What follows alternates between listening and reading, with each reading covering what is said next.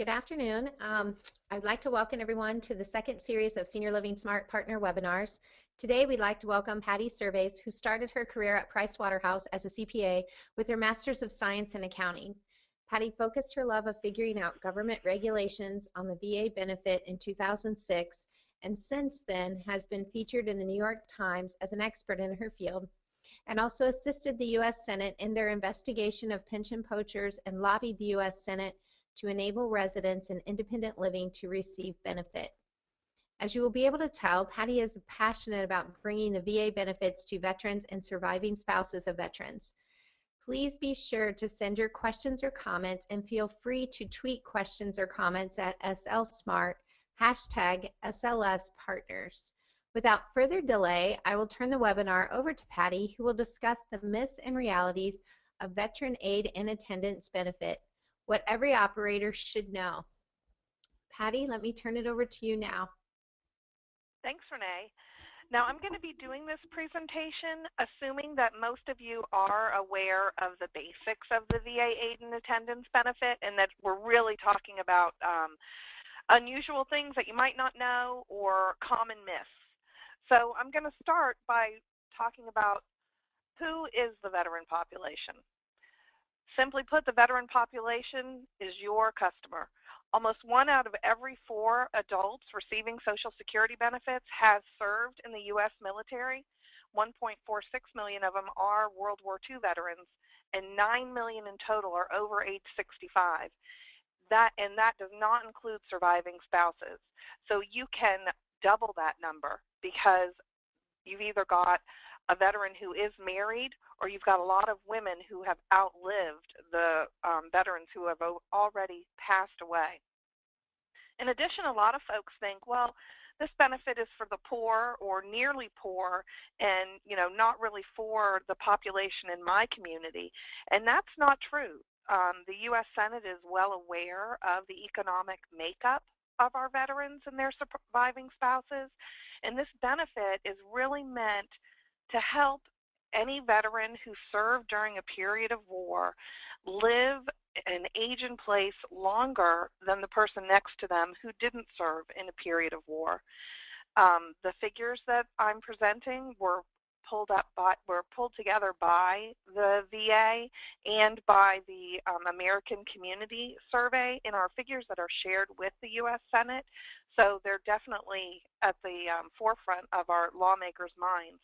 And they know that among veterans aged 62 to 74, only 3.5% are considered poor, and only 11.5% have income below the 150% poverty level. This low incidence of poverty and near poverty among our veterans holds true for those over age 75 as well. And among older age groups, men who did not serve in the military are more than twice as likely as veterans to be poor. So what does that mean for the amount of veterans in your population? As our slide says, 80% of current assisted living residents, based on these figures, would be veterans or surviving spouses of veterans. Last year, after one of my webinars, a facility that had over 300, a chain, that had over 300 facilities in their chain, didn't believe that statistic. And so they had their call center ask every single person who called in if the individual looking to move into the assisted living was a veteran or surviving spouse of a veteran.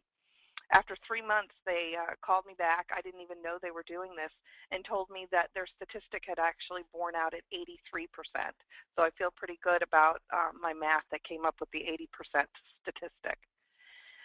In 2014, the amount of the VA benefit for a surviving spouse is $1,130. For a veteran, $1,758. For a well veteran with an ill spouse, $1,380. And for a married veteran, $2,085. I'm just going to spend a few seconds before going into the myths really highlighting what an impact these figures can make for your residents, because I think a lot of time people don't distill it down to the actual numbers. What we're going to do in our examples is we're just going to assume that in every single situation, whether you're a surviving spouse, a veteran, well spouse of a veteran, well veteran with an ill spouse, or a veteran with a spouse, that you only have $25,000 in assets, income of $2,000, and care costs, whether in an assisted living, independent living, or nursing home, of $4,000 a month.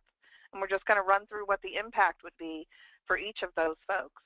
Now, without any benefit, the assets would be gone in 1 year and a half of months. So we'll just call it 1 year for this discussion.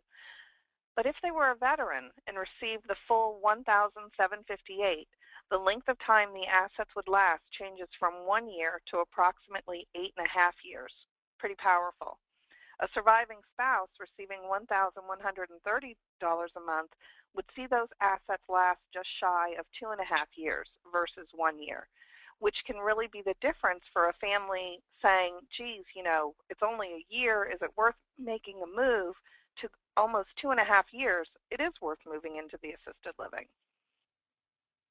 In the case where we have a well veteran, but the spouse is ill, we can see those assets last 3.36 years versus the 1 year. And the big winner, of course, is the veteran with a spouse. Having a negative of only $2,000 in our example, with the VA benefit of $2,085, they have positive cash flow, and theoretically, the assets would last forever. So what myths are we going to talk about today? We're going to go over 5 of them, and believe me, there are a lot more myths, but time will only allow us to go over 5 today. We're going to talk about what happens when a veteran is in a nursing home. Lots of folks seem to think they can only get $90 a month.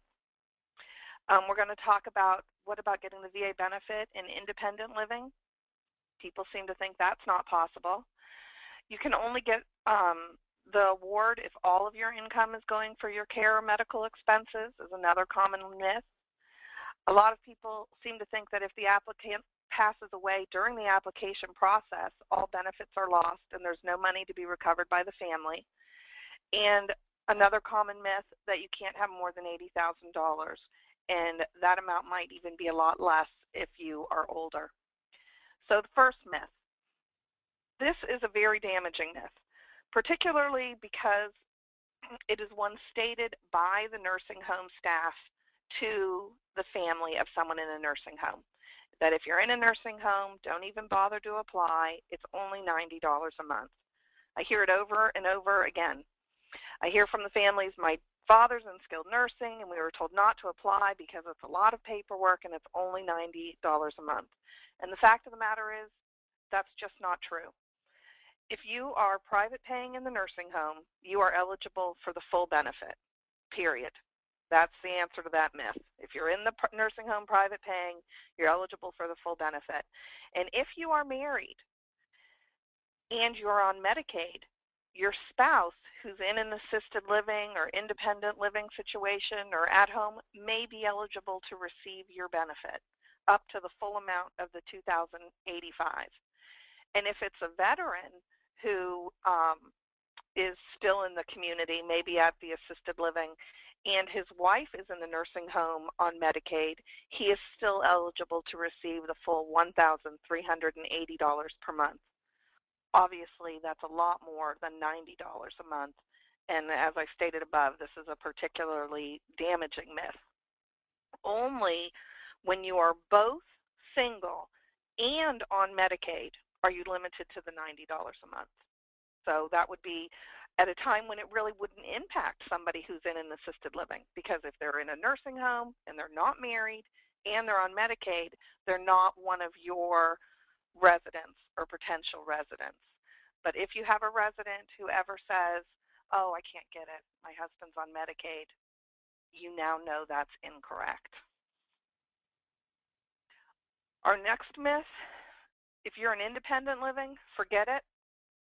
In June of 2012, I was told by a member of the U.S. Senate that they were going to propose to disallow the VA benefit for folks in independent living.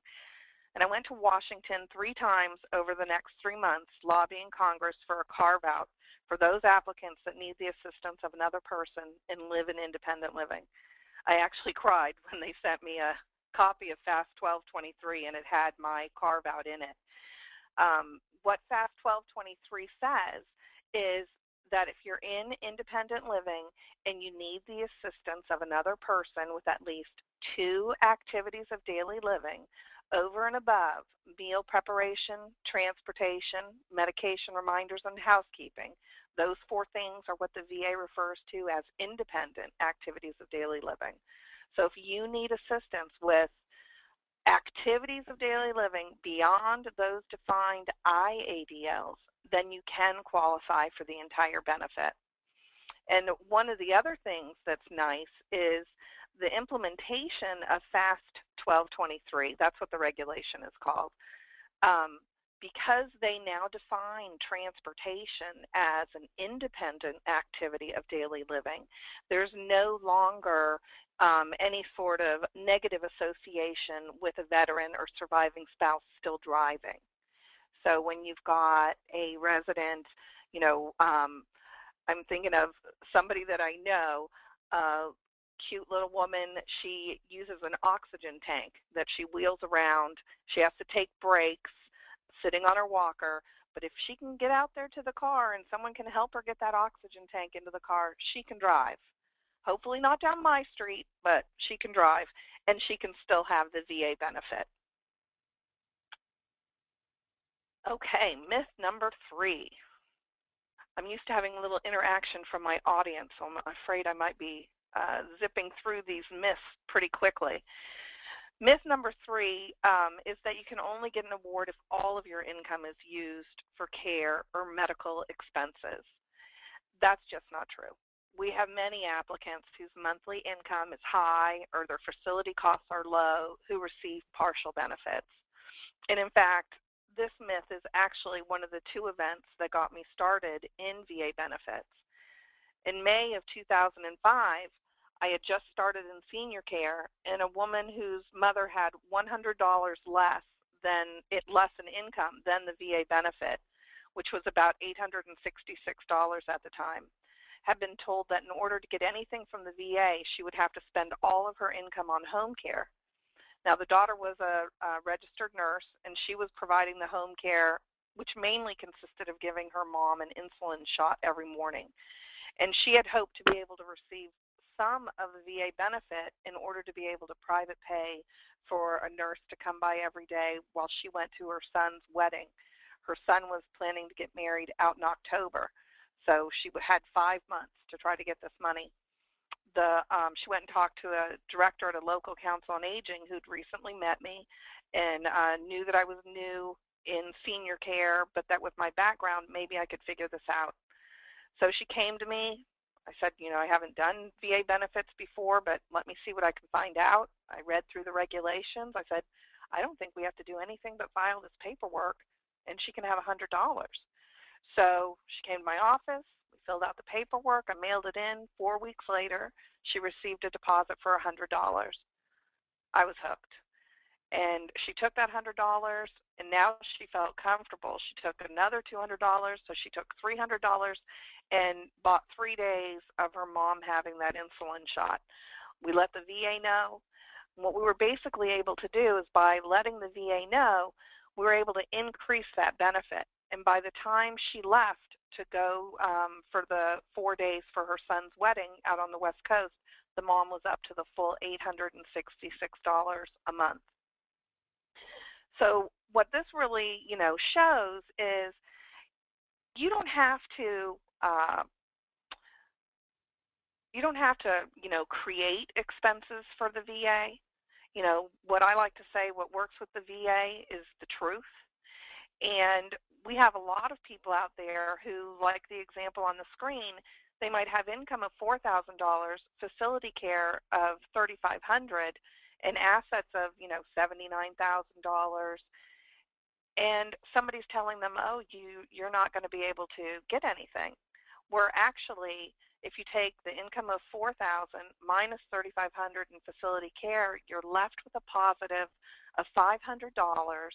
And the VA would say, well, what's the maximum benefit for you? If you're a surviving spouse, it's $1,130. Let's minus $500 from that, and we'll give you about $630 a month. If you're a veteran, same thing, $1,758 minus the $500 will give you a benefit of $1,258 a month. Heck of a lot better than getting $0 per month. Veteran with a spouse, same math, works out to $1,585, and a well veteran with an ill spouse, $860 a month.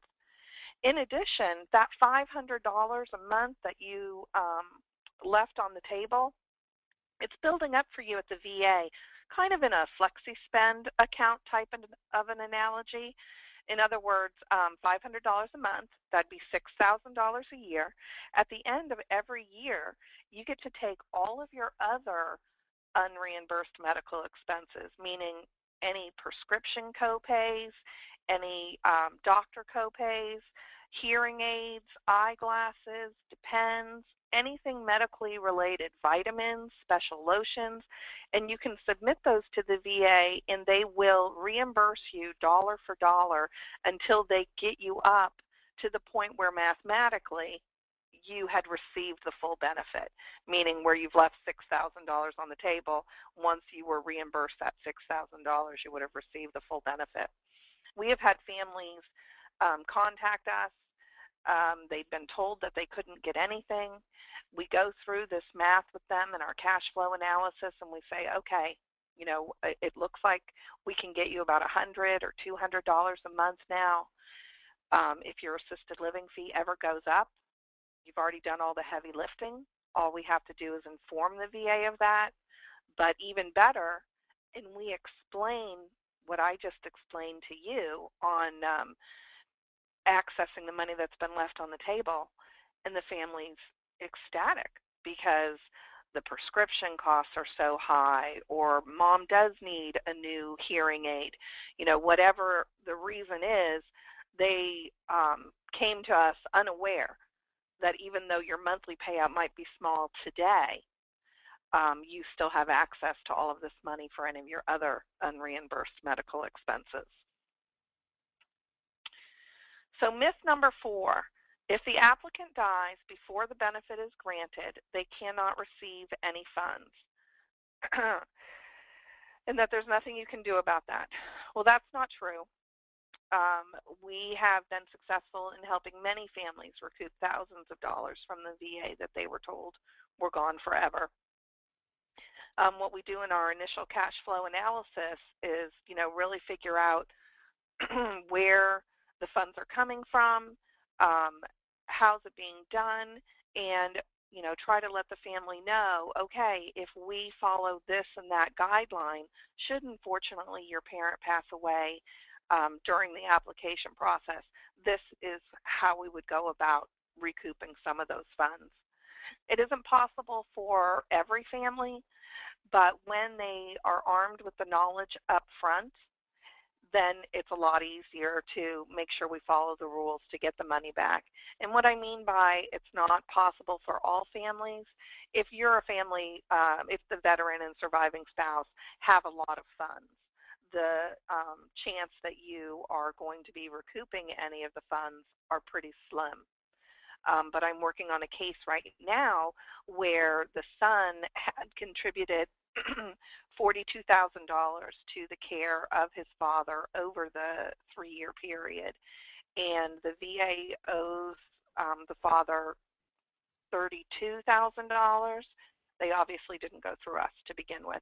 He came to me after the parent had passed away. He applied for accrued benefits, had been denied by the VA, and is now having us appeal that decision. But we're going to be successful on that because it's exactly the same as other cases that we have successfully appealed and won. But the point being, those families that start with us don't end up going through that appeal process and know what their situation is should the applicant unfortunately pass away during the application process. It's very important in this to understand that if you've taken out a loan, there is a big chance that you might not be able to recoup any of those accrued benefits. Okay, myth number 5. You can't have more than $80,000, and if you're older, it's even less. Actually, $80,000 is the point at which further development is required by the VA. How this myth has become so pervasive in the space of VA benefits is that on the VA .gov website, it says you have to have limited assets, for example, $80,000. And people have just kind of removed that "for example" that's in the regulation from in front of the $80,000. Now, there is more work that has to be done if you file with over $80,000 in assets, and not everyone can have more than $80,000 in assets. As you can see on the slide, the highest amount of assets that we had an applicant have in their own name and successfully receive the benefit, it was a surviving spouse, and she had $248,000 in assets, but she was in a nursing home, and she had a high rate of depletion, which led us to say, you know what, I think that she could probably have about $400,000 or $500,000 in assets and still get this benefit. So let's apply for it and see. Now, when you have more than $80,000 in assets, the VA does do further development. The further development is 2 pieces of paper. It is not an onerous extra amount of work. Our average time to award is 4 months. That does include our high net worth filers, but our high net worth filers on average do take about 8 to 10 months to get the benefit. So they do take a little bit longer. It's not impossible. One thing that I find very disturbing is that there are some people in this field who will lead a veteran to believe that they can't have even $80,000, and that has not been our experience. We are able to get folks the benefit when they have $80,000, even when they're 93 years old.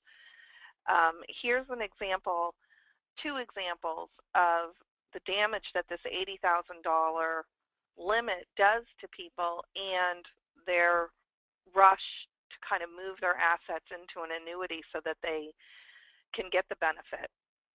These are both true stories. The first one is a 91-year-old surviving spouse who had $47,000 in assets. I received a call from the executive director of that facility. A lady that she thought was moving in had canceled the move-in because of something that had happened with the VA benefit when they were talking with somebody else, and she wanted me to speak with the son. I ran through my analysis, and I said, okay, your mom looks good for the benefit. And he said, oh, sure. And tomorrow your boss will call me and tell me that you made a mistake and that she can only have $15,000 and we have to buy an annuity. I've already seen this, and we can't afford an assisted living because with the annuity and the VA benefit, my mom had exactly enough to pay for the assisted living. And if she needed an extra level of care, she wouldn't have enough to pay for it, and we can't help her because we have 2 kids in college. I said to him, well, at this point I was the owner of Elder Resource Benefits Consulting. It's my company, and so my boss won't be calling me. And since we don't sell any financial products or recommend that people move assets, receiving a call like that from me just isn't a possibility. I then went through the cash flow analysis with him and explained to him that, in my opinion, his mother could have over $100,000 and still receive the benefit. And then we did some modeling, and I was able to show him that even if her care cost, if her level went up at the end of year 1 and then again at the end of year 3, with access to that $47,000, she actually had enough money to last 5 years. Since she was 91 and she didn't really have any indication that her care level would necessarily go up, they then felt very comfortable moving in. So as you can see, in this we're saying, hey, her funds would last for 5 years, and that's if the care level went up those 2 times. without the care level going up, they would have lasted a lot longer versus her not even having an extra, penny to spend during the month. And if it went up one care level, that was it. She was done. She wasn't going to be able to afford it. The next one is the story of Carl. And this was a man in Kansas City, and he was 86 years old, and he was living in independent living. And he attended a presentation about getting VA benefits to move into a facility. And he was counseled to put $135,000 into a retirement annuity for his nephew. And don't worry, if you need the money, your nephew can withdraw and give you the money. At this point, when I'm giving this speech live, usually all the people in the audience start gasping, thinking about what that nephew is going to do to Carl. Carl was denied the pension because he didn't meet the activity of daily living requirements.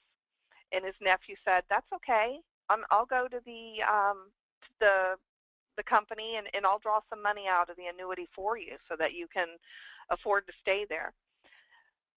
Carl's nephew was completely shocked when he learned that he could not make any withdrawals from that annuity until he was 59 years old, and he was only 50. And Carl was 95. No, how old was he? He's 86 years old. So he would have to wait until he was 95 to be able to access that money. Luckily, in Carl's case, we were able to, reassess his situation, and we were able to find 2 ADLs that showed that he did meet the requirement and could get the benefit while he was there. But what was worse, Carl only had like $143,000. From our calculations and what he had been spending, he could have had about $115,000 in assets and gotten this benefit. So he could have just moved in, private paid. When his assets got down to $115,000, he could have filed then, and never had any of this worry, and always had access to the funds that he needed to age in place. So those are our 5 myths. And what's an assisted living provider to do when there are so many unknowns in this area or misinformation in this area? What we like to say is that everyone needs to realize that the VA's basic pension with aid and attendance is not a yes or no award. It's if and when.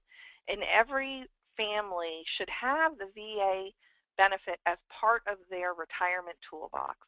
It shouldn't be the overriding, I've got to have this VA benefit because I was a veteran. I had this one family, her mom and dad had bought a home in a very expensive part of Boston for $35,000 in the 1930s, I think, maybe the 1940s. And now it was worth over $1 million. And she could not come to grips with the fact that having this house and selling it or transferring it was going to stop her mother from getting the VA benefit. And I had to say, let's not let this little $13,000 a year benefit drive the $1 million+ bus that that the house can bring in here, because what she was talking about doing was going to put the sale of the house into a capital gains situation, and that was going to cost her $400,000, $500,000. And she was willing to move down that path because her dad was a veteran and her mom deserved this benefit. It really needs to be looked at in the light of your entire your overall financial situation, and doing what is best for the family financially, so that they end up with enough funds and access to those funds to be able to live their life the way that they want to. And what we like to say today when we're talking to folks and it's not looking quite right is, if you don't qualify today, don't be sad. It means you're healthier or wealthier than you need to be. And who wants to be sicker or poorer? Now, we don't refer to annuity salesmen or to elder law attorneys to help people move their assets. However, when people, are over asset, we do tell them that currently there is no look back period with the VA benefit.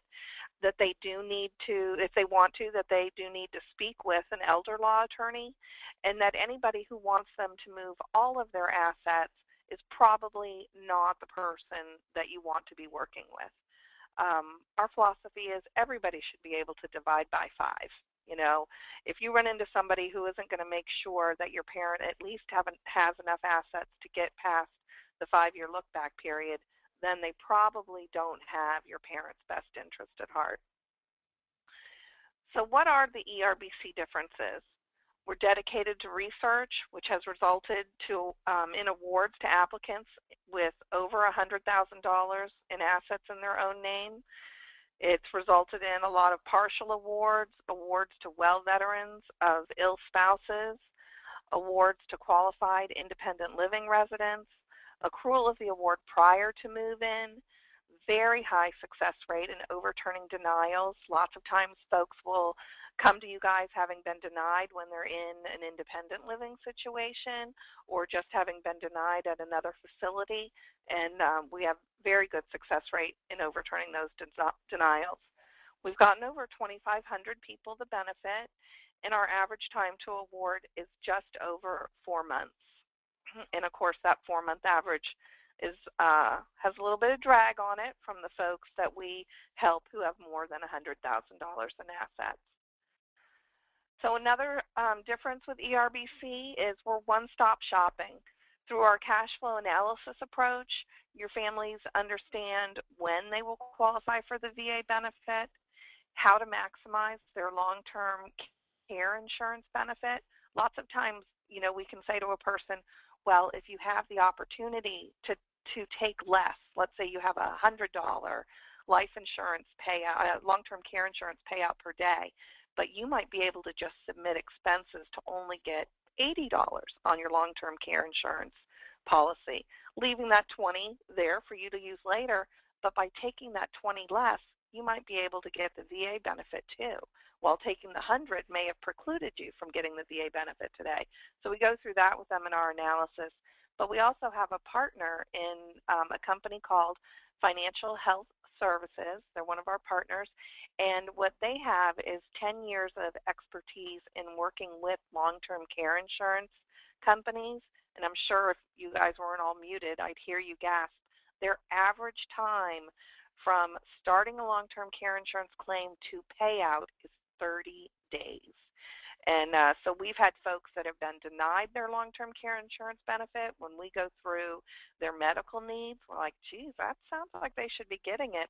Why don't you call Financial Health Services and have them walk through it, and then they take over from there. They become the person who talks to long-term care insurance for our clients and get their benefit rolling. We also use another company that I'm sure most of you are aware of, Life Care Funding Group. Every time that we talk to somebody, we ask them, is there a life insurance policy? And, you know, did you know that you might be able to access some of your life insurance funds as long-term care funding? And that works out great, especially because the life insurance isn't, in a lot of cases, is an accountable asset for the VA, and the drawdown of that money to pay for your care is really considered a return of equity, so it doesn't count as income and doesn't cause you any problems with the VA benefit. If a loan is needed, we give them guidance on how much of a loan and how to get the best rate. This minimizes the cost to both the family and the community, and it minimizes the risk that should the applicant pass away mid-application, that they might not be able to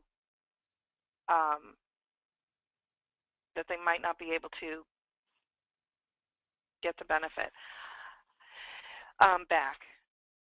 And what this all results in is decreased bad debt and decreased surprise move-outs as families understand the cash flow needs up front. There are 2 options on how you can work with ERBC. One is an advertising option where you pay 1 flat fee per year, and we provide a free mini cash flow to all of your residents, and all of our cash flow analysis clients receive pro bono assistance with the VA benefit. Like I said, that's an annual fee to the facility for the advertisement, or you can go with a no-cost option for your facility and just refer your residents to ERBC. Their first phone call is free, and if they choose to become a cash flow analysis, they pay a one-time fee for the cash flow analysis themselves, and then we assist them pro bono for the remainder of their life. In some instances, assisted living facilities might say, oh, and if you use ERBC and move into the community and you had purchased a cash flow analysis, we'll give you half of that back again, or off of your community fee or whatever it may be, but that's really between you and your residents if you go that route. And that is it for me. Any questions?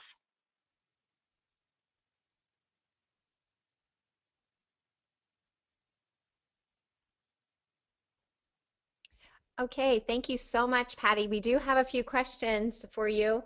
I'll start with the first one. Is it okay to defer a portion of the rent and care charges until the benefit is approved and the monies are received retroactively? Okay, so that's a little bit of a sticky wicket. The reason why that can be problematic is, number one, when you as a facility defer rent and say you're deferring it until the VA benefit is granted, the VA benefit is not allowed to be attached for debt. And when somebody is awarded the VA benefit, it always comes with a piece of paper. The last few sentences on that guidance piece of paper from the VA is that if anybody has told you that you owe them this money, VA benefits are not attachable. So you do put yourself at risk that a veteran may move out of the community or just refuse to give you that money when they come in. Number two, you have to sign a piece of paper when you apply for benefits that says, how much is this person paying me? And if you write $3,000, but that person's only paying you $1,500, well, now you've signed something where you say, I certify that this is the truth, when in fact, it's not the truth. And then the third problem comes in where when you take a look at the income test and how much money the VA is going to give you, and I'm just kind of going to harken back to the one where we were talking about a partial award. If we had income of $4,000 and the facility care was $3,500, but we said to the veteran, oh, you know what, we're going to defer $1,000 of that until the benefit is granted, that means they'd only be paying $2,500 a month. So they would have positive income for VA purposes of $1,500. And if the VA did an analysis, and they do this, they ask you sometimes, hey, we'd like an eligibility verification report, and we'd like to see where your assets are.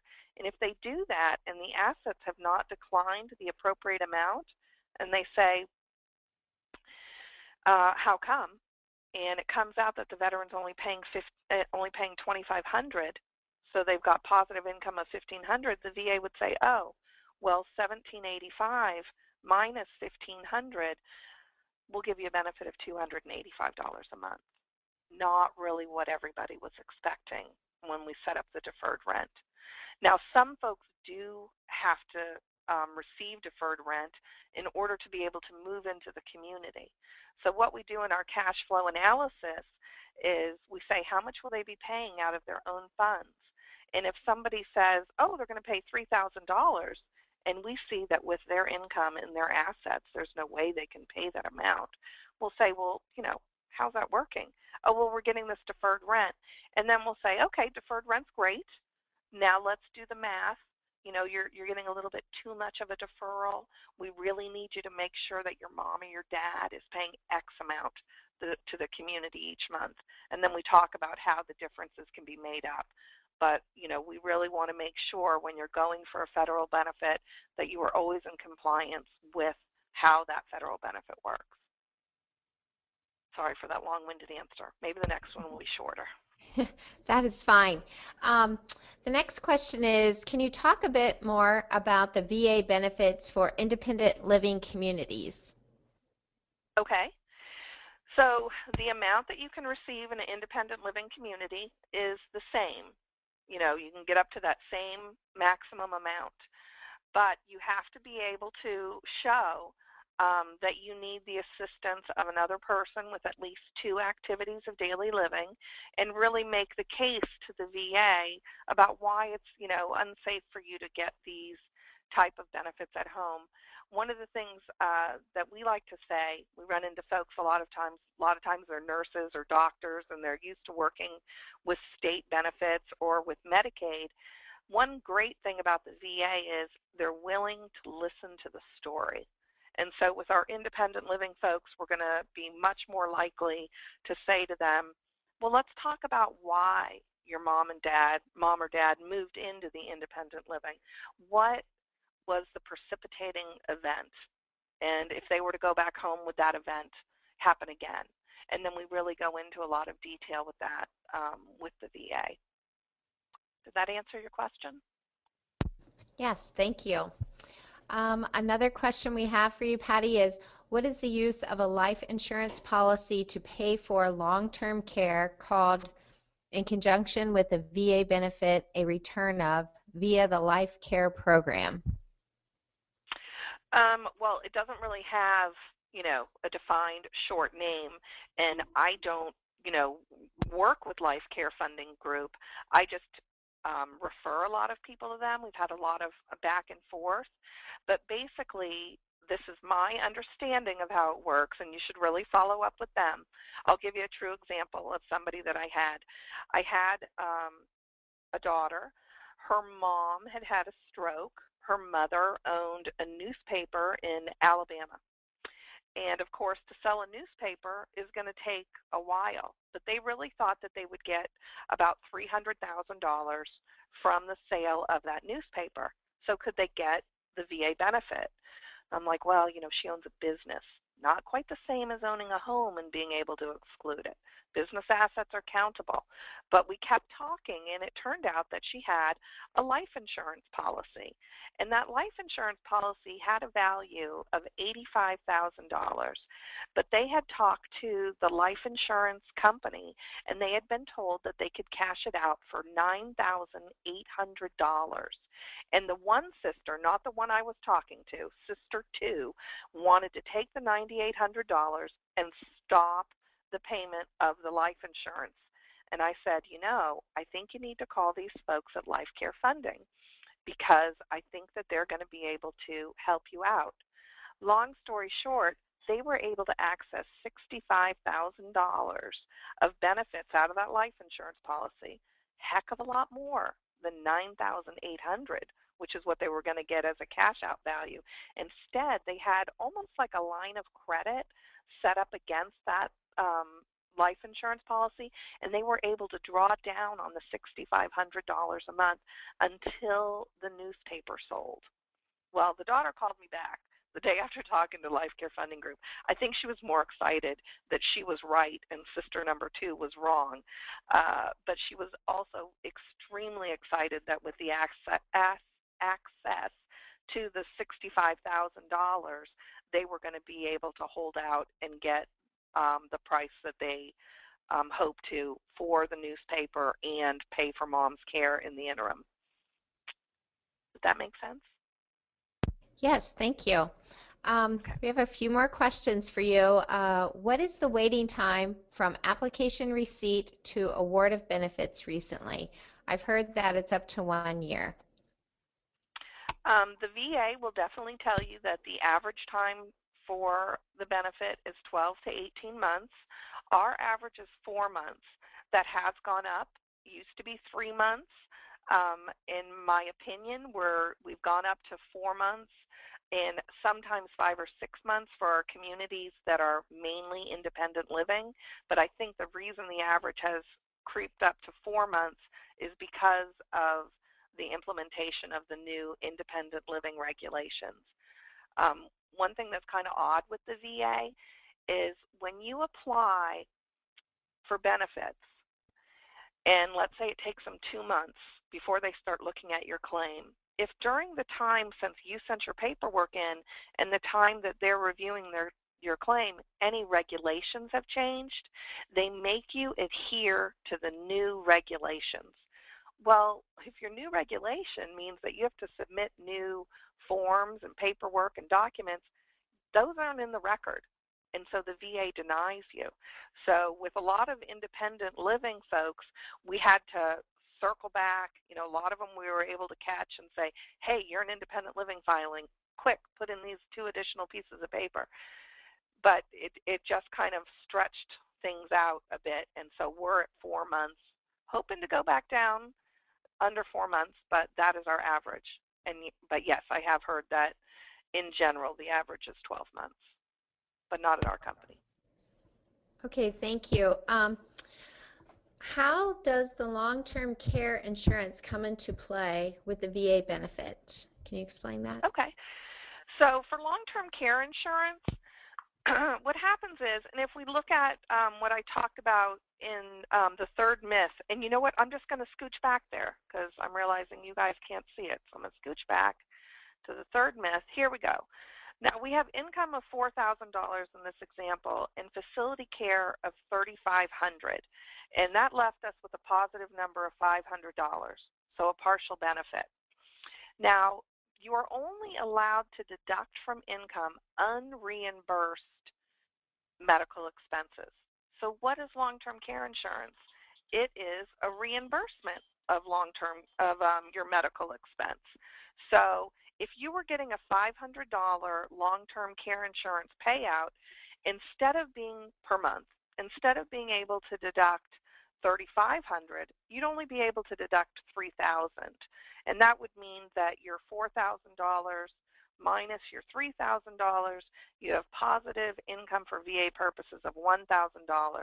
In that instance, our surviving spouse, now instead of getting $630, would only be able to receive the difference between $1,130 and her $1,000 of positive VA income, or $130. Well, we have folks come to us all the time who they've got a long-term care insurance benefit. Their assisted living bill is $3,000 a month, and the long-term care insurance benefit will pay out up to $100 a day. Now, if you've got a long-term care insurance benefit that will pay out up to $100 a day, and it has a lifetime cap on it, let's say it has a lifetime cap of, $100,000. Well, then not taking the full $100 a day, because it allows you to have access to the VA benefit, makes that $100,000 last a longer amount of time, makes all of your assets last a longer amount of time. So let's say your $3,000 is being taken care of, you have $3,000 left in income. So for VA purposes, your income's $3,000, you get no VA benefits. But if you're allowed to say to your long-term care insurance company, I'm only claiming $50 a day, then your monthly payout is $1,500, and you take $3,000, minus the $1,500. So for a veteran, you would now also be receiving that one. I should have prepared for this exact example because I gave you too high of numbers to make it work. I'll just tell you that in reality, what we've done is we've talked to people who, with their long-term care insurance benefit, paying everything, they weren't able to get any of the VA benefit. And by tweaking it down, sometimes as little as $15 a day, we've been able to give them access to the VA benefit, and they still have that $15 available to them in the future from their long-term care insurance company. It really comes down to making sure that the medical expenses you pay out of pocket, unreimbursed from the long-term care insurance company, are high enough so that you qualify for the benefit. Okay, thank you, Patty. a couple more questions as they keep feeding in, which thank you everyone. What is the fee for a cash analysis client? Our fee for a private cash flow analysis client, someone who's at a community where their community does not advertise, it's a one-time fee, or living at home or in independent living, is a one-time fee of $800. And then we assist them pro bono with the VA benefit for the remainder of their life.